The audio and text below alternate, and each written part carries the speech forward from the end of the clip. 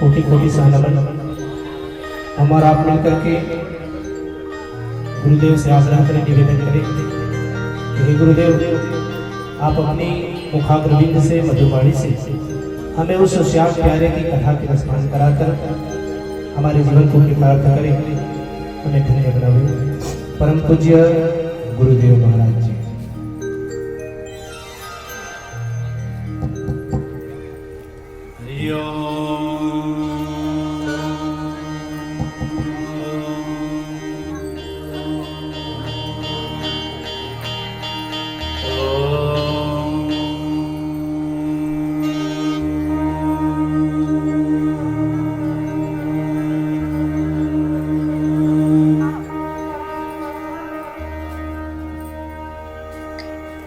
गणनाथं नमस्कृत्य सुखतातं नमाम्यहम्। यां विना न पश्यन्ति बुद्धस्त्वं हि शास्त्रजम्। सर्वात्मकं सर्वरूपं सर्वधारं च सर्वगा। देवेश्वर महादेव साक्षिभूत नमाम्यहम्।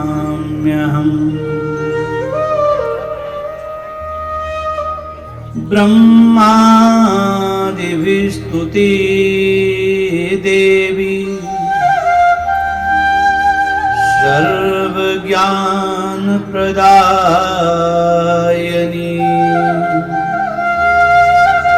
भुक्ति मुक्तिं च प्रदे देवी शान्ति देहि नमस्तुते।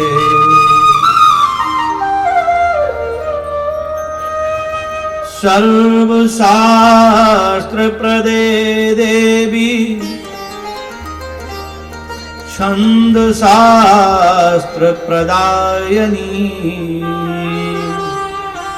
गुरु शास्त्र विवेकार्थ प्रज्ञां देहि नमस्तुते।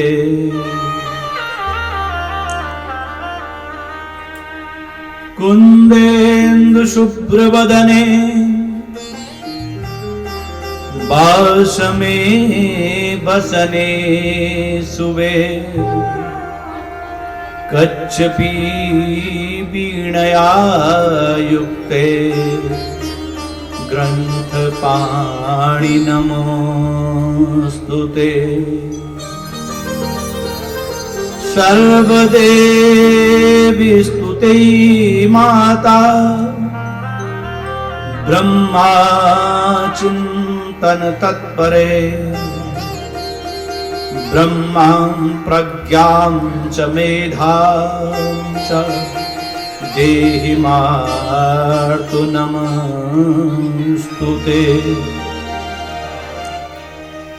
मनोजवं मारुततुल्यवेगं जितेन्द्रियं बुद्धिमतां वरिष्ठम्। वातात्मजं वानरदूतमुख्यं श्रीरामदूतं शरणं प्रपद्ये।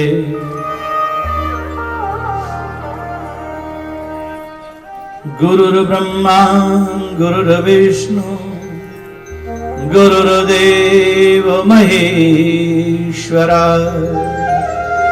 गुरु साक्षात् परं ब्रह्मा तस्मै श्री गुरुवे नमः।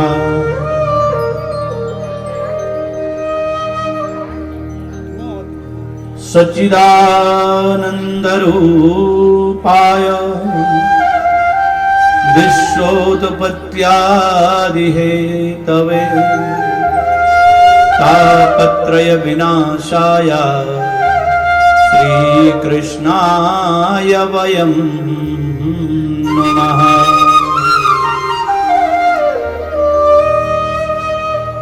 जय जय श्री राधे रमण, जय जय नवल किशोर, जय गोपी चित चोर प्रभु, जय जय माखन चोर।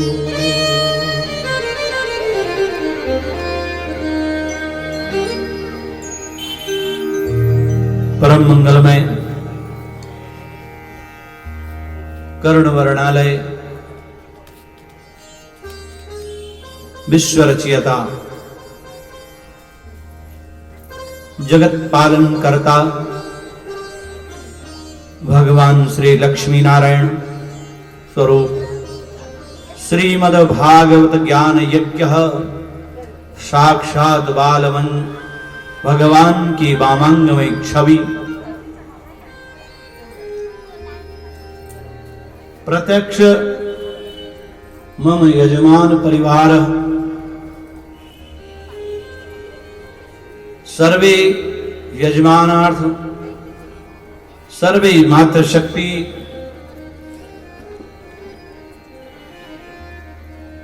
और यहां पर आए हुए बालको नगर समाज के समस्त जनता जनार्दन मंदिर समिति अध्यक्ष सचिव सभी यजमान कल्याण और भगवान श्री राम लक्ष्मण सीता प्रांगण सन्निधे श्रीमद् भागवत ज्ञान यज्ञ सप्ताह सप्तम दिवसे यज्ञ अनुष्ठान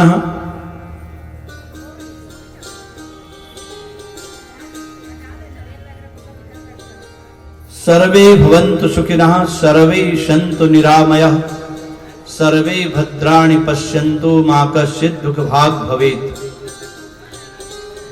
सबके कल्याण के लिए सत्संग के माध्यम से जनमानस के हृदयंतर आत्मा को भगवान का प्रकाट्य और लीलामय श्री पुरुषोत्तम नर नारायण स्वरूप श्री बालकृष्ण भगवान की वामांगमयी छवि के दर्शन हमारे विद्वत आचार्य विद्वत संगीताचार्य सर्वे आचार्य वर्ग संत सनातन नमन वंदन। आइए भगवान के छवि के कुछ दर्शन करते हुए कथा में प्रवेश करेंगे। सब प्रेम से भगवान शंभु की फिर आराधना करते हुए निकले, क्योंकि शंकर भोले बाबा के पास सारा भंडार है। ज्ञान का भी भंडार है, अन्न का भी भंडार है और धन का भी भंडार है, इसीलिए उनको बोलते हैं भंडारी। औरों को तो भंडारी नहीं बोलते ना, भोले को भंडारी बोलते हैं, या कभी विष्णु को भंडारी बोला। भंडारी का मतलब जिसके पास पूरे विश्व का भंडार है, पूरे भूमंडल का भंडार है।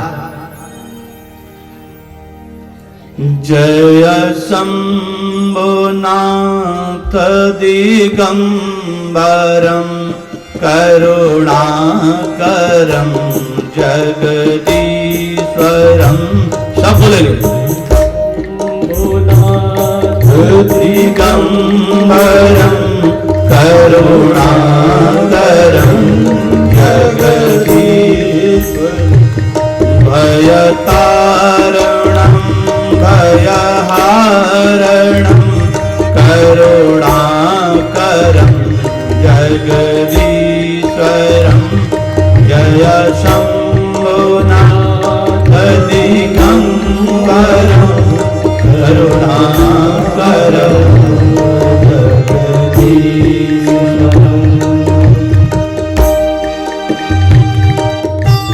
प्रेम से अगर ध्यान लगाएंगे तो भगवान शंकर के दर्शन हो जाते हैं। भगवान भोले भंडारी जल्दी प्रसन्न होने वाले हैं। हरि बोल।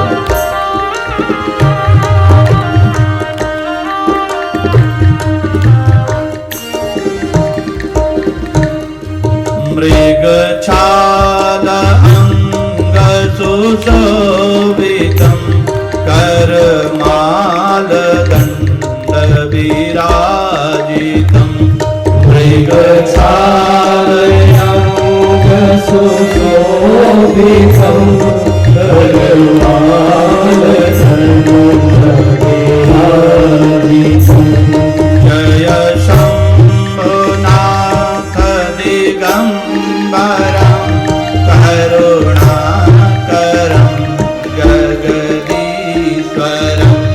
जय शंभुनाथ दिगंबरं करुणाकरं जगदीश्वरं जय शंभुनाथ दिगंबरं करुणाकरं जगदीश्वरं जय शंभुनाथ दिगंबरं करुणाकरं जगदीश्वरं यमकाल विमोचकं करुणाकरं जगदीश्वरं यमकाल विमोचकं करुणाकरं जगदीश्वरं भवतारणं भयहारणं करुणाकरं जगदीश्वरं भवतारणं भयहारणं करुणाकरं जगदीश्वरं जय शंभुनाथ दिगंबरं करुणाकरं जगदीश्वरं जय शंभुनाथ दिगंबरं करुणाकरं जगदीश्वरं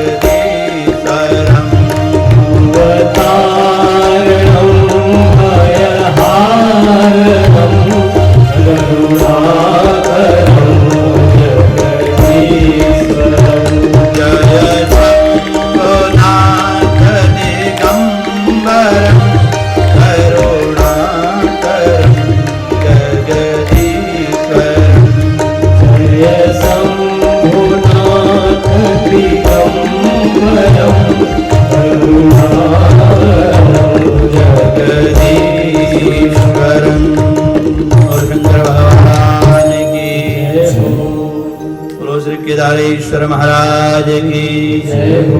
श्री बद्री विशाल भगवान की जय हो। तो कल भगवान रुक्मिणी विवाह हुआ, सबने आनंद लिया, आनंद उड़ाया। लिया तो है, उड़ाया भी है, खूब आनंद को उड़ाया है। और बहुत ही भाव से और धूमधाम से भगवान का विवाह संपन्न हुआ। आचार्य शांडिल्य मुनि वेद मंत्र के द्वारा आज भगवान के घर में पुत्र की प्राप्ति भी होगी। पहला विवाह हुआ रुक्मिणी और प्रद्युम्न। इसकी ज्यादा ऐश्वर्य होता है ना, उसके शत्रु भी ज्यादा होते हैं, कल भी समझाया था। तो भगवान का शत्रु है सम्रासुर। सम्रासुर ने प्रद्युम्न को हरण कर लिया और नदी में, सागर में डाल दिया। और सागर में एक मछली मछुआरे ने पकड़ करके लाया, मछली ने निगला और मछली जो है फिर सम्रासुर के यहीं उसको बेच दिया। और वहां विद्यावती रसोई में काम करती थी सम्रासुर की, और विद्यावती को दे दिया। और विद्यावती ने जैसे वो मछली का पेट चिरा और वहां से बालक आया। नारद जी चुपचाप करके बोल गए, ये वो बालक है जो जब शिव तीसर नयन उघारा निरखत काम भयहु। ये काम है, कामदेव को जब भस्म किया था तो भगवान शंकर ने कहा था कि द्वापर में कृष्ण का पुत्र बन करके आएगा और तुझे मिलेगा। ये कामदेव का रूप है प्रद्युम्न। सम्रासुर का उद्धार किया प्रद्युम्न ने और पत्नी को लेकर के फिर द्वारिका में आ गए। अब प्रद्युम्न जी वहां से गए तब श्री कृष्ण के 16,107 विवाह हो चुके थे। अभी बेटे का पहला ही विवाह हुआ था और पिताजी के 16,108 विवाह हो चुके थे। मेरे कन्हैया ने पूरे विवाह हुए 16,108। एक बात कहूं, भगवान के 16,108 विवाह होकर पत्नी, अरे वो सबके पति हैं, वो सर्व अंतर्यामी हैं और वो सबके सच्चे पति हैं। भगवान का दूसरा विवाह भालू की बेटी से हुआ। परीक्षित बड़ी उत्सुकता से सुन रहे हैं और आचार्य सुखदेव से कहते हैं, महाराज भालू की बेटी, मैं समझा नहीं, भालू की बेटी से कैसे हो गया? सुखदेव जी कहते, राजन, द्वारिका में एक राजा थे, उनका नाम था सत्राजित। सत्राजित महाराज बड़े प्रतापी थे और उनके पास एक मणि थी। और वो एक दिन वो मणि द्वारकेश के पास लाए, दिखाया तो उस मणि में एक ऐसा चमत्कार था कि उसके 10 घंटे 8 घंटा पूजा करो और कम से कम 10 क्विंटल सोना वो डेली देती थी। तो कृष्ण ने कहा कि देखो आपके पास कितने लोग हैं? बोला हम एक पत्नी पति हैं, एक मेरी लड़की है, एक माँ है। बोला 3.5 आदमी है। 3.5 आदमी का इतना सोना का क्या करोगे? इसलिए इसको यहां जमा कर दो और इससे राज चलाएंगे। सत्राजित ने नहीं दी, बोला नहीं हम इसको नहीं देंगे। अब सत्राजित तो चला गया, लेकिन दूसरे दिन उसका भाई प्रसेन उस मणि को लेकर के गले में पहनी और जंगल में चला गया। अब जैसे जंगल में गया और जंगल में सिंह ने उसको मार दिया, शेर ने। अब शेर से मणि आगे भालू मिला, रीछ, जामवंत, और उसने शेर को मार दिया और मणि को लेकर के चला गया। अब जामवंत जी की बेटी उससे खेलती है। अब दूसरे दिन पता चला, सनसनी फैल गई कि मेरा भाई प्रसेन मारा गया और कल हम कृष्ण के दरबार में गए थे तो शायद कृष्ण ने ही उसको मार दिया। अब भगवान कृष्ण गर्गाचार्य से कहते हैं कि क्या ये मेरे पे लांछन लगना था? गर्गाचार्य कहते हैं हाँ आपने चौथ के चंद्रमा देखी थी, इसलिए उस चंद्रमा से आपको लांछन लग गया है। लेकिन इस लांछन का कृष्ण का जैसे न कैसे करके प्रसेन को ढूंढो और ये मणि कहां है, कौन ले गया है। अब आगे आगे जब भगवान कृष्ण गए देखने के लिए तो शेख सिंह मरा पड़ा था और शेर को देखते ही फिर आगे एक पंजे मिले रीछ के भालू के पंजों को देखते देखते वो गुफा में चला गया। अरे गुफा में जामवंत जी मणि, उसकी जो लड़की थी जामवंती, हाथों से खेल रही थी। अब भगवान गए ये मणि हमको दे दो। जामवंत आए और बोला ये मणि ऐसे नहीं मिलेगी, आपको युद्ध करना पड़ेगा। और दोनों में खूब घमासान युद्ध हुआ। अब जब युद्ध हो गया खूब अच्छी तरह से, तो नस नस ढीली हो गई। तो जामवंत पहचान गए कि ये हमारे राघवेंद्र सरकार हैं। जब राम वनवास में सीता जी को लेकर के जब आए थे सारे बानर भालू समेत, तो जामवंत जी ने इच्छा प्रकट करी थी कि महाराज युद्ध सबने हो गया और आपने इतने प्रतापी रावण को भी हरा दिया, उद्धार कर दिया, लेकिन मेरे जैसा बलशाली कोई मिला नहीं युद्ध करने के लिए, इसलिए मैं दो दो हाथ आपके साथ करना चाहता हूं। तो भगवान ने कहा रुक जाओ, दापर में हम दो दो हाथ जरूर करेंगे, समय आएगा तो आज दो दो हाथ जब हुए तो जामवंत की नस नस ढीली हो गई। पहचान किया राघवेंद्र सरकार, बोला हो गया तसल्ली, बोला हाँ हो गई। अब जो है मणि लेकर के आया तो जामवंत कहने लगे ये मणि का संकल्प भी लो और मेरी कन्या को भी लेकर के ले जाओ। अब शादी हो गई, दूसरा विवाह हो गया। भगवान जामवंती को लेकर आए। अब सत्राजित को मणि दी। सत्राजित ने बोला अब मेरी कन्या भी, मैं ये मणि भी देता हूं और दान में आपको बहुत सारा धन लेकर के, और कन्या के साथ विवाह, तीसरा विवाह सत्यभामा के साथ हो गया। अब सत्यभामा के साथ विवाह हो गया तो एक दिन क्या हुआ, सत्राजित को कोई मार करके मणि ले गया और सत्यभामा जी हस्तिनापुर में गई। वहां जाकर भगवान कृष्ण ने बोली मेरे पिताजी को किसी ने मार दिया और मणि ले गया। तो भगवान बहुत जोर जोर से रोए, बहुत जोर जोर से रोए।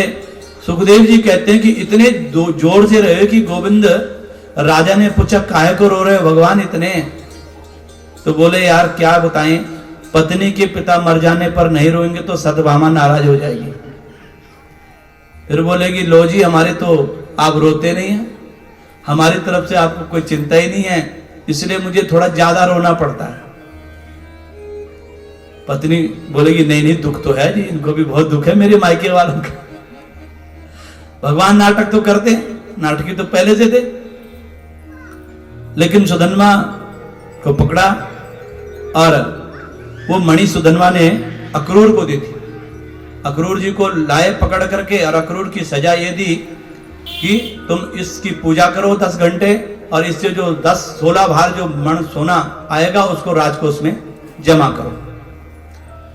अब एक दिन अर्जुन भगवान घूमने जा रहे थे और यमुना के किनारे एक स्त्री देखते हैं। अरे तुम कौन हो? बोला मैं सूर्यपुत्री यमराज की बहन हूं और मेरा नाम कालिंदी है, मैं भगवान का इंतजार कर रही हूं, मुझे विवाह करना है। अहम देवस्य सवितुर्दुरितः पतिमिच्छति विष्णुं वरेण्यं वरदं तपः परमं स्थितः। श्री कृष्ण को पति रूप में वर्ण करने के लिए तपस्या करती हूं। अर्जुन ने यमुना का हाथ कृष्ण को दे दिया। चौथा विवाह हुआ। पांचवा विवाह मित्रवृंदा के साथ हुआ। अरविंद नाम के राजा, दोनों भाई थे बिंद और अरविंद के बहन के साथ।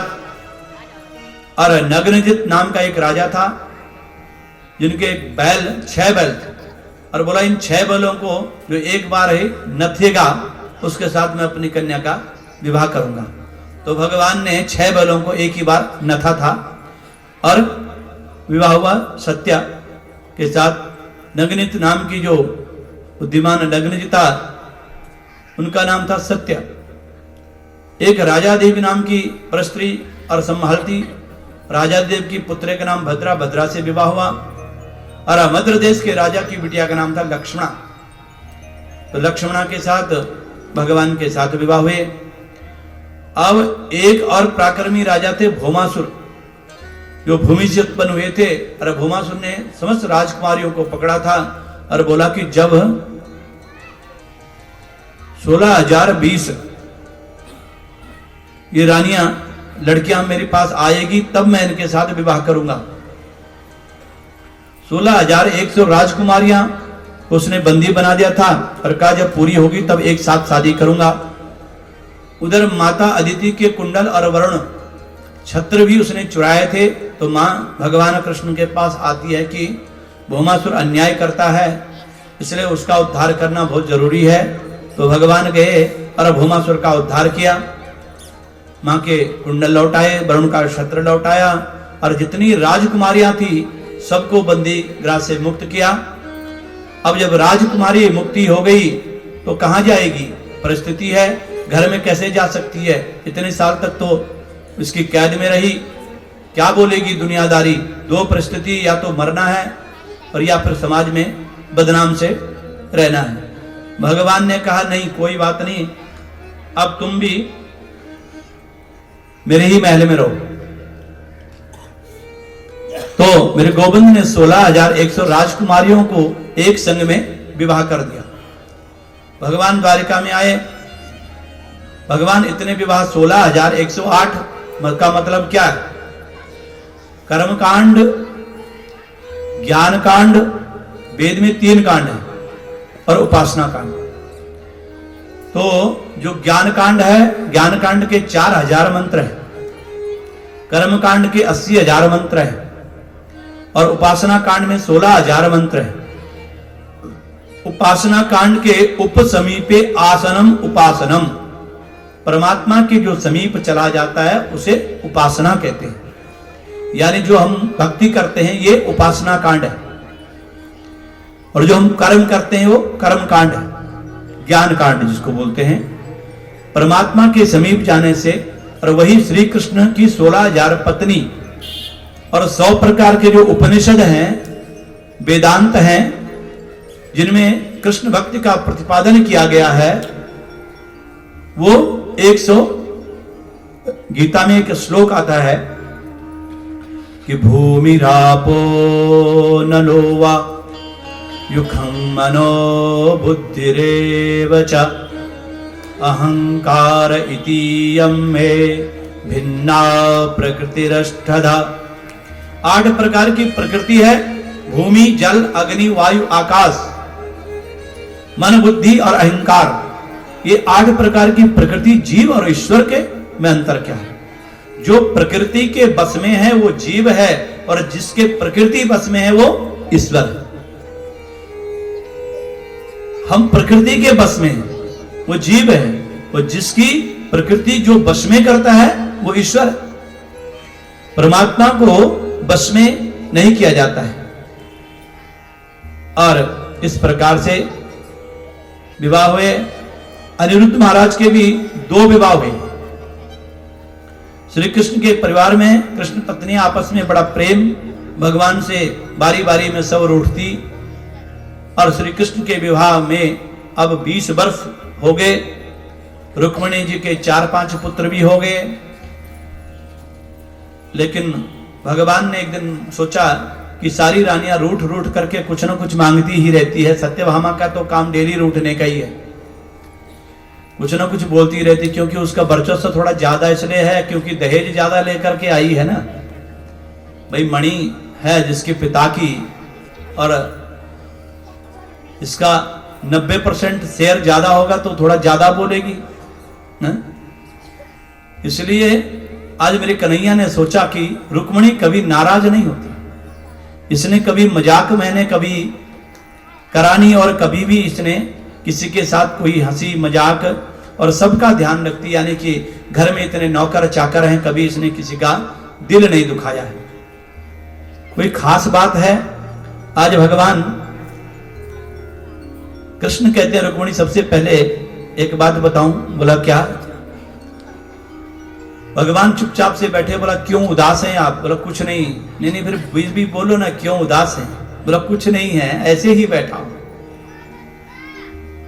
राजपुत्री प्सिता भूपे लोकपाल विभूति भी महानुभावे